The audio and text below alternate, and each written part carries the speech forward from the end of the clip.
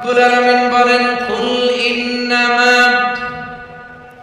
হাররামা রাব্বিয়াল ফাওয়াহিশা মা যাহারা মিনহা ওয়া মা বাতান। প্রকাশ্য অপ্রকাশ্য সব অশ্লীলতাকে হারাম ঘোষণা করে দিয়েছে কে? আবার দুনিয়ার বুকে যারা অশ্লীলতার প্রসার করে তাদের জন্য শাস্তি মজুদ রেখেছে কে? রব্বুল আলামিন বলেন, ইন্নাল্লাযীনা ইউহিব্বুনা আন তাশিআল ফাহিশাতু ফিল্লাযীনা আমানু লাহুম আযাবুন আলীমুন ফিদ দুনিয়া ওয়াল আখিরাতি ওয়াল্লাহু ইয়া'লামু ওয়া আনতুম লা তা'লামুন। নিশ্চয়ই যারা বিশ্বাসীদের মাঝে অশ্লীলতার প্রচার প্রসার করতে চায় তাদের জন্য আমি মর্মন্তুদ শাস্তি প্রস্তুত করে রেখেছি, দুনিয়াতেও রেখেছি, আখিরাতেও রেখেছি। ঘোষণাটা কার?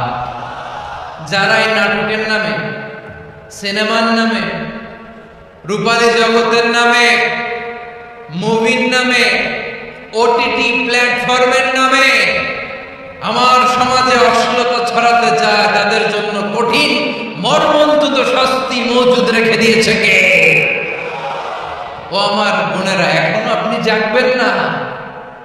এখনো আপনার চিন্তার দুয়ারে এখনো নাড়া পড়ে নাই? ওরা আপনাকে উলঙ্গ বানাতে চায়, ওরা আপনাকে আইটেম গার্ল বানাতে চায়। এজন্য ইসলাম অশ্লীলতাকে হারাম করেছে। হারাম। ইসলাম বলেছে যুজন যুজন দূরে থাকো, ওরা বলে না কাছে আসো, কাছে আসার গল্প, ক্লোজ আপ ওয়ান, কাছে আসার গল্প আছে না নাই? চট্টগ্রামে তো এগুলো নাই মাশাআল্লাহ। হ্যাঁ, এখানেও আছে ক্লোজ আপ ওয়ান, কাছে আসার গল্প। আল্লাহ বলেন, ওয়ালা তাকরাবুজ জিনা, কাছেও আসো না, জিনা থেকে যোজন যোজন কিলো দূরে থাকো, ওরা বলে কাছে আসার গল্প।